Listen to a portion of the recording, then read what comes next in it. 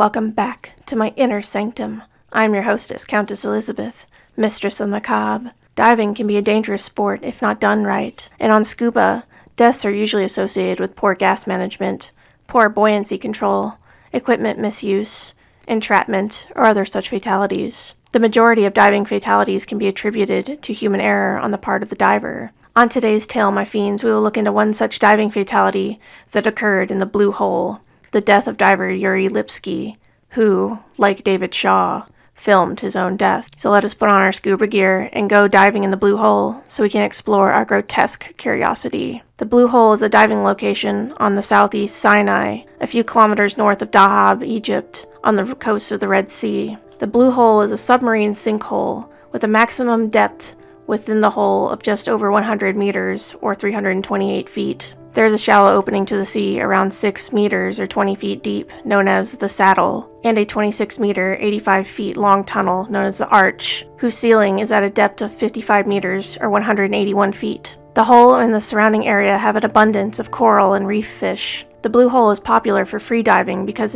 of the depths directly accessible from shore and the lack of current. The dive site is reputed to have the most diver fatalities in the world, and estimates of between 130 to 200 fatalities in recent years. The reasons for why the site has had such numbers of fatalities are not clearly understood. The Blue Hole itself is no more dangerous than any other Red Sea dive site, but diving through the Arch, a submerged tunnel, which lies within the Blue Hole site, is an extreme dive that has resulted in many accidents and fatalities. The number of Blue Hole fatalities is not accurately recorded. One source estimates 130 divers died during the 15-year period from 1997 to 2012, averaging over 8 per year, while another source claims as many as 200 people have died within that time span. This also includes some snorkeling deaths at the surface unrelated to diving the Arch. The Egyptian Chamber for Diving and Water Sports now stations a policeman at the Blue Hole to ensure divers are diving with certified guides and who will make sure the safety precautions are followed. The ceiling of the Arch, which is the most dangerous part of the Blue Hole, is 55 meters or 170 feet deep, and it requires suitable training and equipment as 40 meters is generally considered the limit for recreational diving. The Arch presents little problem for suitably equipped and competent technical divers. The main challenge is the gas management, and any delays or errors at this depth, plus the time to negotiate the horizontal section, will need more than a single tank of breathing gas to do it safely. If gas is not carefully planned, the diver may lack sufficient gas for decompression stops and run out of gas altogether. The main reasons suggested for the accident rate, including that the notoriety of the site attracts divers and presents a challenge that tempts many who lack the necessary competence. Accessibility of the site and the clear warm waters of the Red Sea make the dive look more benign than it really is. At over 55 meters and with an overhead environment, the divers require competency usually associated with moderately advanced technical certification. The entry to the Arch is not easy to find because of the indirect line between the Blue Hole and open water. Divers who miss the entry may inadvertently continue to descend past it, while the floor continues down well over 100 meters, providing no visual depth reference. The time taken to pass through the Arch may be underestimated. The tunnel appears shorter than it actually is because of the clarity of the water, the light at the outside end, and the lack of reference points. Divers report that the tunnel appears to be less than 10 meters long, but has been measured at 26 meters. Moreover, there is frequently a current flowing inwards through the Arch into the Blue Hole. Depth and the time taken to find and navigate the tunnel inevitably makes this a decompression dive requiring decompression stops on ascent in order to avoid decompression sickness. Also, the rate of dive gas consumption increases with the depth, which can lead to divers running out of gas or beginning the ascent with insufficient gas to make the decompression stops required. The likelihood of nitrogen narcosis, causing confusion, leading to poor judgment in an already demanding situation, is significant at this depth. There's a lot of temptation for divers to use only a single tank of gas on this dive. Theoretically, the Arch can be dived on a single 11-liter tank, but this is dangerously close to the minimum gas required for the dive and depends on a fit, relaxed diver with low gas consumption rate, committing no errors or hesitations during the dive. And diving the Arch without a stage tank or adequate gas planning has resulted in drowning or nitrogen narcosis. A notable death was that of Yuri Lipsky, a 22-year-old Russian-Israeli diving instructor who died on April 28, 2000 at a depth of 150 meters after an uncontrolled descent.